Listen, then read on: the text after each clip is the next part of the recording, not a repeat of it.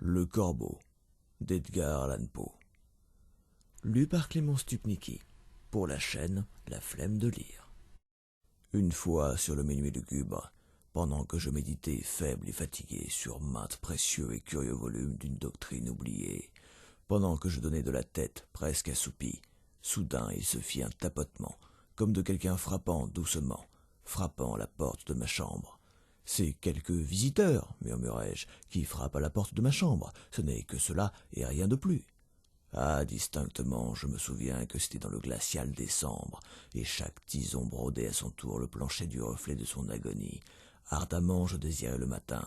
En vain m'étais-je efforcé de tirer de mes livres un sursis à ma tristesse pour ma Lénore perdue, pour la précieuse et rayonnante fille que les anges nomment Lénore, et qu'ici on ne nommera jamais plus.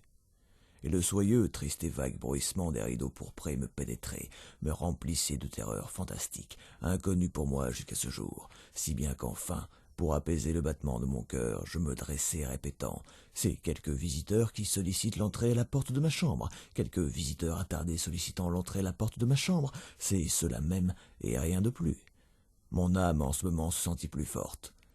N'hésitant donc pas plus longtemps, « Monsieur, dis-je, ou madame, en vérité j'implore votre pardon, mais le fait est que je sommeillais, et vous êtes venu frapper si doucement, si faiblement, vous êtes venu taper à la porte de ma chambre, qu'à peine étais-je certain de vous avoir entendu. » Et alors j'ouvris la porte toute grande.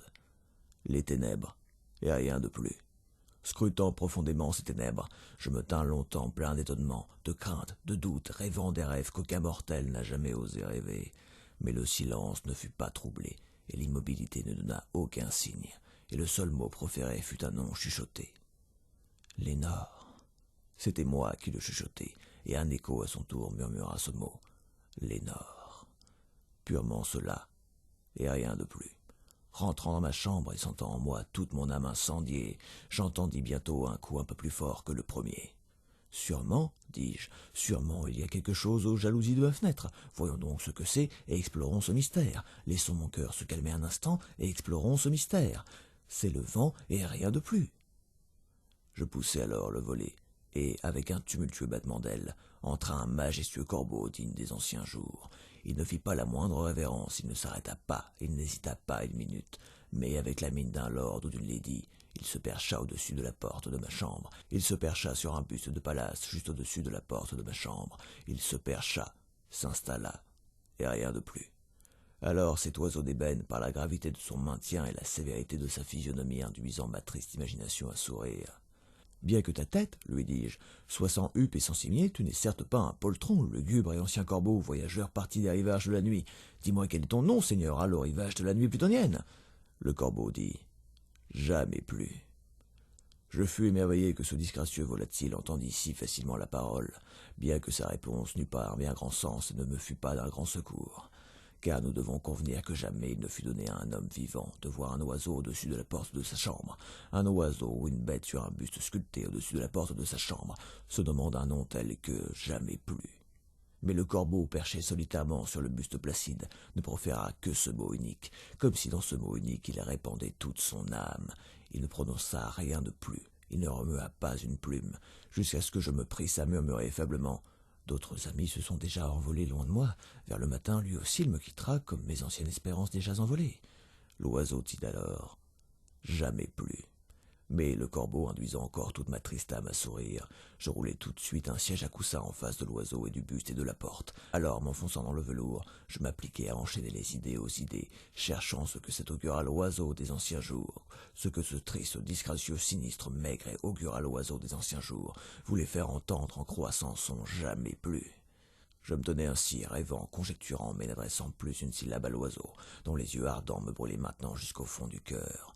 Je cherchais à deviner cela, et plus encore, ma tête reposant à l'aise sur le velours du coussin que caressait la lumière de la lampe, ce velours violet caressé par la lumière de la lampe que sa tête à elle ne pressera plus. Ah, jamais plus. Alors il me sembla que l'air s'épaississait, parfumé par un encensoir invisible que balançaient des séraphins dont les pas frôlaient le tapis de la chambre. « Infortuné !» m'écriai-je. « Ton Dieu t'a donné par ses anges, il t'a envoyé du répit et du népenthes dans tes ressouvenirs de Lénore. Bois, oh bois ce bon népenthes, et oublie cette Lénore perdue. » Le corbeau dit « Jamais plus ». Prophète, dis-je, être de malheur, oiseau ou démon, mais toujours prophète. Que tu sois un envoyé du tentateur, ou que la tempête t'ait simplement échoué, naufragé mais encore intrépide sur cette terre déserte, ensorcelé dans ce logis par l'horreur hantée. Dis-moi sincèrement, je t'en supplie, existe-t-il ici un baume de Judée? Dis-moi, je t'en supplie. Le corbeau dit, jamais plus. Prophète, dis-je, être de malheur, oiseau ou démon, toujours prophète, par ce ciel tendu sur nos têtes, par ce Dieu que nous deux nous adorons, dis à cette âme chargée de douleur, si dans le paradis lointain elle pourra embrasser une fille sainte que les anges nomment Lénore, embrasser une précieuse et rayonnante fille que les anges nomment Lénore. Le corbeau dit, jamais plus.